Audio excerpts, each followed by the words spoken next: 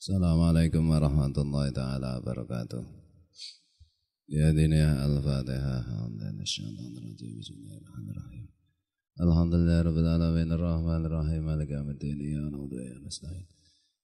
Ihdinas siratal mustaqim siratal ladzina an'amta 'alaihim ghairil maghdubi 'alaihim waladdallin.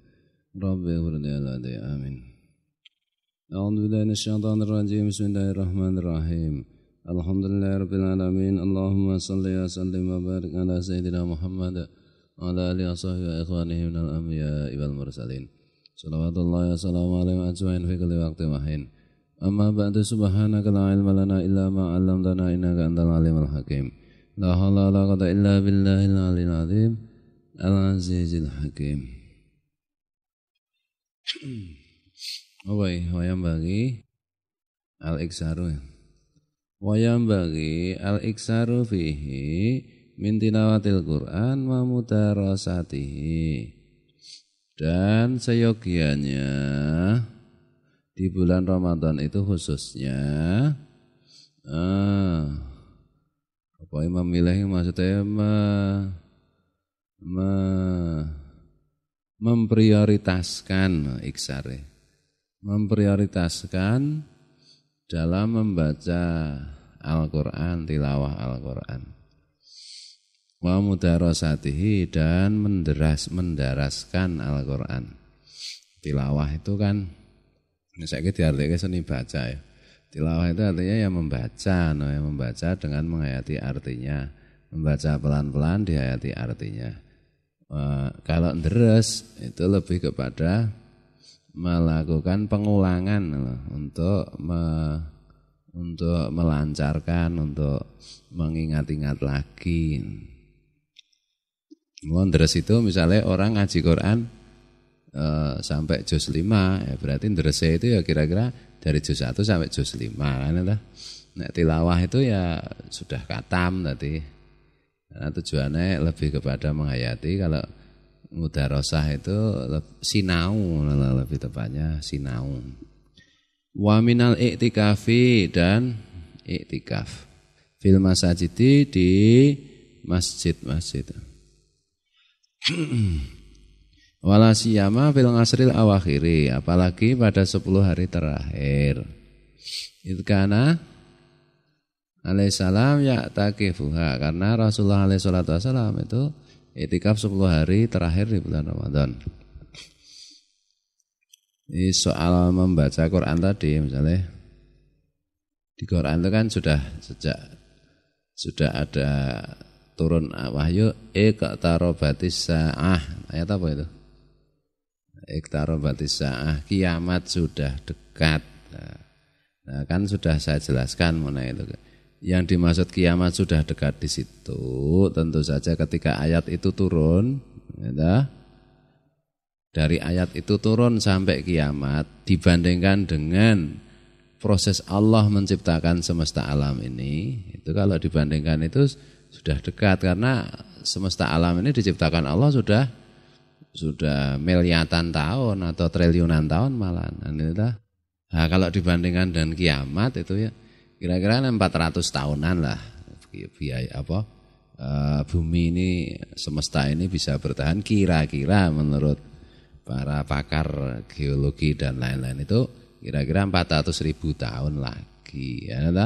Memang 400.000 atau taruhlah 1 miliar tahun dibandingkan dengan miliatan tahun yang sudah lewat, itu kan berarti sudah dekat. Iqtarobatis sa'ah, kiamat sudah dekat. Maksudnya kayak begitu. Itu juga pertanyaannya Mas Andi itu mengenai apa wujudnya hadis bahwa kiamat tidak akan datang kecuali Jazirah Arab itu sudah menjadi padang rumput yang subur. Itu pemaknaannya tidak kok sesederhana seperti kadang-kadang kita dengar dari ustadz-ustadz yang enggak jelas itu. Oh, ini Madinah tanggal sekian turun salju, aneh macam-macam. Lah turun salju ke Madinah itu wong saya haji aja hujan salju kok. Betul loh. Ya enggak ada kaitannya itu. Cara memaknainya tidak seperti itu, apalagi hadis-hadis mengenai kiamat itu simbolik banget ya, metaforis banget ya. Apa yang dimaksud dengan misalnya Arab itu subur, apa kuwi jenenge dipenuhi padang rumput, ini maksudnya apa? Itu kan kudu ditafsili juga gitu loh. Jadi jangan percaya pada oh berarti ini hampir kiamat ini. Waduh, kayak gitu. Enggak seperti itu. Kayak gitu itu kok Islam dalam pengertian naif, konyol seperti itu menjadi tidak ilmiah. Padahal Islam itu sangat ilmiah karena hal-hal yang ilmiah itu sebenarnya cuma bagian dari Islam gitu. Kiamat ini ternyata enggak kiamat tuh, nanti yang disalahkan hadisnya nanti. Ya, makanya kan tidak mudah memahami Al-Qur'an maupun memahami sabda Nabi. Sahih enggak sahih itu hadisnya. Cuma maksudnya itu loh yang memaknainya itu kadang-kadang ustaz-ustaz modern itu kadang-kadang waton.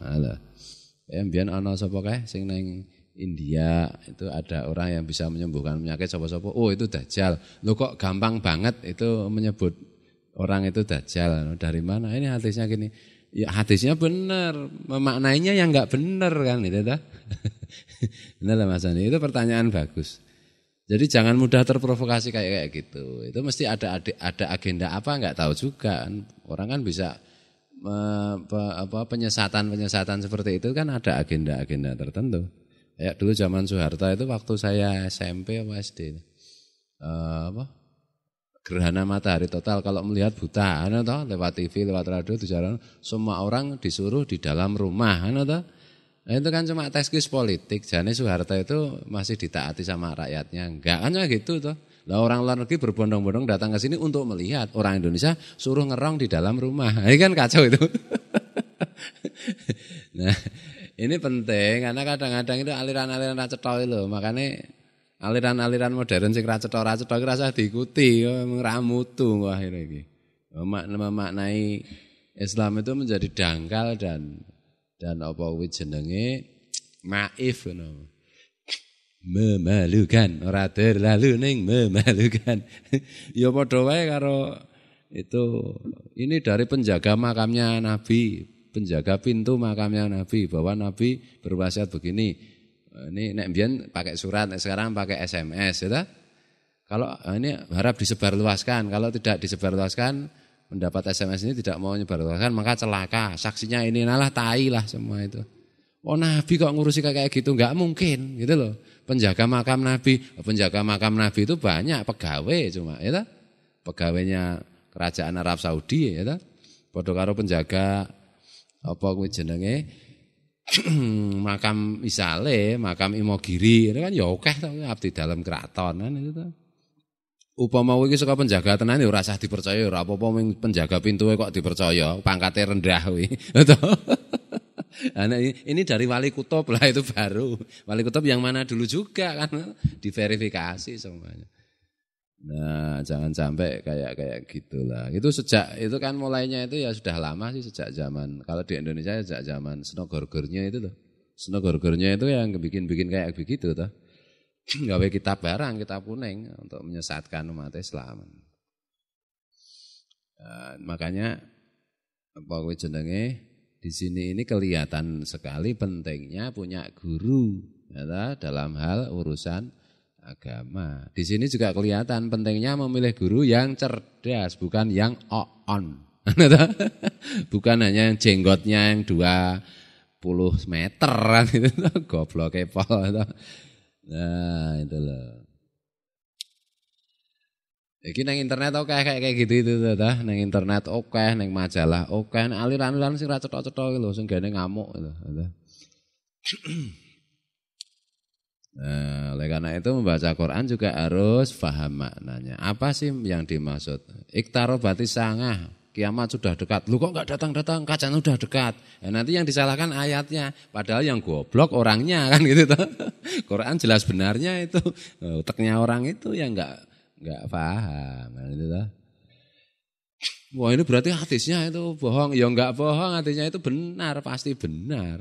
Nah, orangnya aja yang tidak paham mengenai yang dimaksud hadis itu.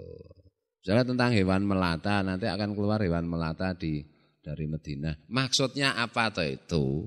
Itu kan harus diverifikasi toh. Ya, itu kalimat-kalimat yang sangat metaforis. Karena Nabi itu berat, memberitakannya itu berat, ditanya, kemudian tidak boleh mengungkapkan rahasia, tetapi harus menjawab. Maka Nabi itu menggunakan metafor-metafor. Imam Al-Ghazali kan sudah menjelaskan mengenai alam jaga dan alam tidur itu. Bahwa hidup ini alam tidur, bahwa akhirat itulah alam jaga dan seterusnya perumpamaan-perumpamaan itu loh. Ya itu loh, tadi ki ojo ngawur Kanjeng Nabi ki super cerdas ya. Uteke on memaknai, ayo meleset nih carane ngono kuwi. Jumlah Kanjeng Nabi wong kalimat-kalimat wali songo do disalahpahami ta.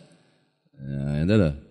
Kalimat contoh-contoh yang diberikan wali songo do salah paham ta ibu kalimat Kanjeng Nabi yang lebih subtil, lebih rumit. Memang ada kalimat-kalimat Kanjeng Nabi, hadis-hadis Nabi yang sangat simpel, yang misalnya sholatlah dan seterusnya itu ya simpel. Nah, maka harus dibedakan. Nah, loh, harus dibedakan mana kalimat-kalimat Nabi itu yang metaforis, mana yang apa kowe jenenge? Lawane metaforis iki apa? Yang apa anane iki apa?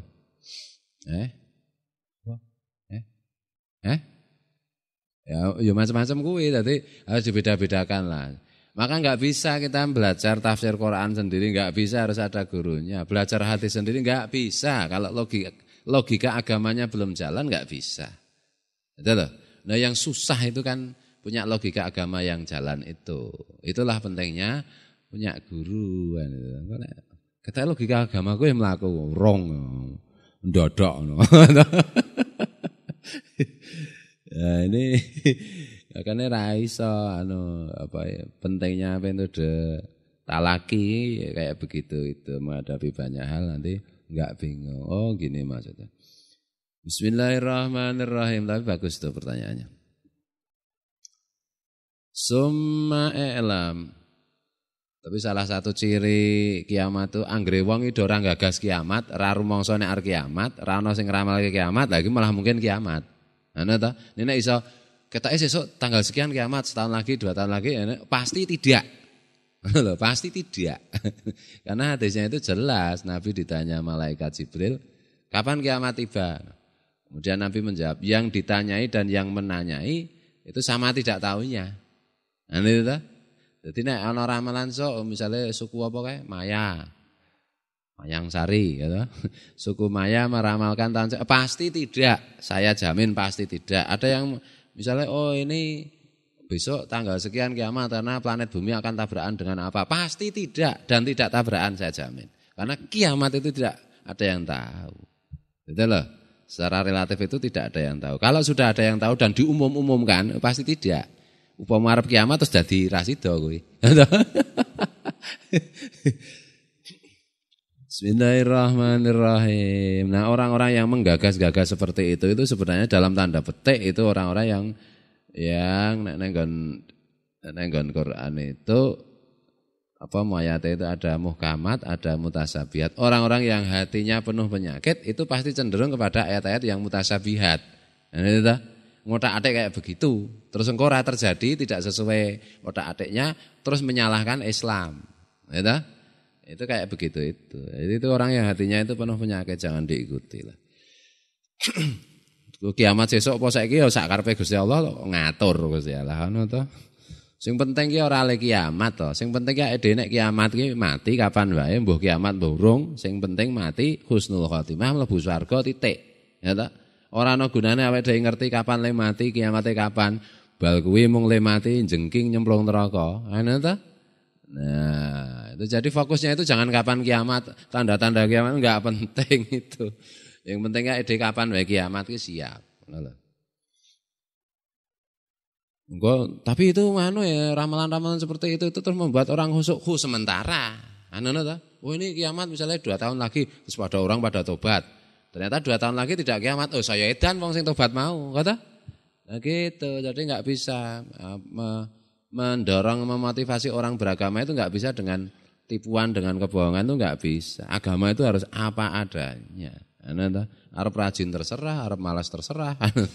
Wong dhewe kok sok sowane ngersane Allah kan ya dhewe-dhewe. Suma i'lam, kemudian ketahuilah Anna syahra Ramadana syahrun mubarakun 'alal muslimina. Ketahuilah bahwa bulan Ramadan itu adalah bulan barokah untuk orang-orang Islam. Fil yaumis sabinga ngasara minhu kanat waqatu badrin. Dan pada tanggal 17-nya itu terjadi perang Badar. Jadi perang Badar itu tanggal 17 Ramadan. Bayangke iki poso kon perang ya ora abot banget ya. Di dalam riwayat itu, dalam satu riwayat itu karena perbekalan umat Islam masih sedikit, sahurnya cuma pokoknya sebutir kurma untuk 2 orang loh, bayangke iki. Ya, harus perang menghadapi orang-orang kafir sing do ra poso, do wareg, ya, do seger-seger. Ya, orang Islam itu sahurnya aja cuma seteguk air dan sebutir kurma untuk 2 orang itu bisa dibayangkan toh. Perang dalam perang. Ya akhirnya menang toh, tetap menang toh. Ya karena iman yang kuat, karena keyakinan yang kuat.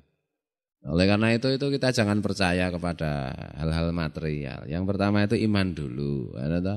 Imannya didandani, akhlaknya didandani. Nah, setelah itu baru sarana prasarana yang lain itu ada kalanya penting, ada kalanya enggak. Kok saiki wong Islam kok kalah terus. Misalnya perang karo kalah lha imane ya ora kuat wong Islam, nek imane kuat tenan ya wong perangnya ya kuwi dudu perang agama, misalnya Palestina dan Israel, apa ya bener itu perang antara Islam dan Yahudi? Ya belum tentu. Ana ta? Wong rebutan lemah kuwi nek gelem padha rukune ra ta, wis dibagi loro rampung titik ta. Anu sih. Ngel-ngelan tadi ora rampung-rampung. Kan sudah saya jelaskan mengenai Palestina itu. Jangan diartikan bahwa Palestina itu hanya Islam, di situ juga orang Palestina itu juga ada yang Kristen, ada yang Nasrani, ada yang Yahudi juga. Israel itu juga ada orang Islamnya loh, negara Israel itu. Jadi ini rebutan lemah aslinya. Tunggal mbah kok doyal-yalan ta. Rebutan warisan mbok dibagi loro. Kaya mbiyen sing tak critake rasa tak baleni ya ta. Bismillahirrahmanirrahim. Kok nang Indonesia kaya-kaya kuwi perang agama ngono. Allahu Akbar bela Palestina. Kaya-kaya iki perang agama. Kalau perang kemanusiaan iya, mungkin orang Israel itu melakukan pelanggaran-pelanggaran hak asasi manusia, iya. Kita harus telusuri juga sebabnya macam-macam. Dadi wong ki aja gampang nesu, aja gampang terprovokasi, aja gampang naik pitam, apalagi kita itu orang-orang yang berusaha untuk beragama dengan baik, santri. Jangan mudah terprovokasi dengan hal-hal yang berbau agama seperti itu. Ya wingi Mas Hendro Sragen ya ngomong-ngomong ora aku. Ngati-hati, kita itu orang santri loh. Kalau santri itu nanti ditipu dengan gaya santri juga. Ana lho. Oke ngene ya. Ternyata bohong itu. Nah, itulah. Lo semanut gurune rampung kata. Coba nek gurune kurang ajar, maksudnya guru sesat. Kata aku ya sesat ra Pak. Nek aku ki kene nipu, kene mencelakai wong ya ora. Bismillahirrahmanirrahim. Wa huwa yaumul furqan. Yaumal taqal jam'an. Hari perang Badar itu adalah Yaumul Furqan, hari pemisahan dan hari bertemunya 2 golongan, yaitu golongan Islam dan golongan kafir. Disitulah tonggak peperangan yang sebenarnya dimulai antara kafir dan Islam, musyrik dan Islam. Wa fi Ramadana kana fathu Makkah al-musyarrafati wa dukhulun nasi fi dinillahi afwajan. Dan di bulan Ramadan pula Mekah itu ditakluk, Mekah yang mulia itu ditaklukkan oleh Nabi dan manusia juga berbondong-bondong memasuki agama Allah. Itu juga pada bulan Ramadan. Benar ya? Benar ya? Tanggal 17 nek kene ora ya. Tanggal 17 juga ya. Wa fihi Lailatul Badri allati ya khairan min alfi syahrin. Dan pada tanggal 17 itu ada Lailatul Qadar yang lebih baik dari 1000 bulan, yaitu turunnya Al-Qur'an. Menurut versi kebanyakan ahli sejarah, Ojo bingung kok Al-Qur'an turun tanggal berapa? Tanggal 17 Ramadan. Ada yang tanggal 21, ada yang tanggal 25. Lho beda-beda iki berarti salah kabeh. Ya ora. Ngono to. Yang benar yang mana? Ya Allah lah yang Maha tahu dan para pelakunya kan itu. Nah, kok iso beda-beda? Lah sejarah ditulis setelah sekian abad ya.